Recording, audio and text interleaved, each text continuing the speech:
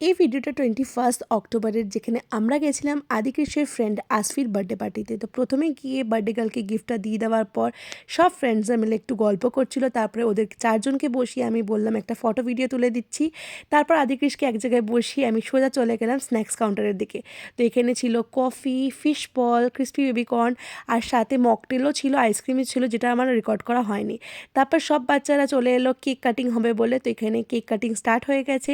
এখানে কেকটি কাটার পর সবাইকে খাইয়ে দেওয়ার পর কেকটা, তারপর আমরা বাচ্চাদেরকে নিয়ে বাইরেটা আসলাম। তো এখানে সব বাচ্চাদের ফটো তুলে দেওয়ার পর আমি আদিকৃষ্ণকে নিয়ে সোজা চলে আসি খেতে। তো এখানে প্রথমে তো আদিকৃষ্ণ বসতেই চাইছিল না, খেতেই চাইছিল না।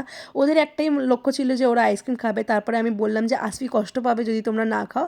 তো প্রথমে প্লেটে পড়েছিল গরম গরম পানির পাসিন্দা, কড়াইশুটির কচুরি, স্টাফড আলুর দম, পোলাও, দই কাতলা আর ভেটকির পাতুরিটা আমার রেকর্ড করা হয়নি, চাটনি, পাঁপড়, মিষ্টি আর ছিল আইসক্রিম, যেটা রেকর্ড করা হয়নি। And that's it.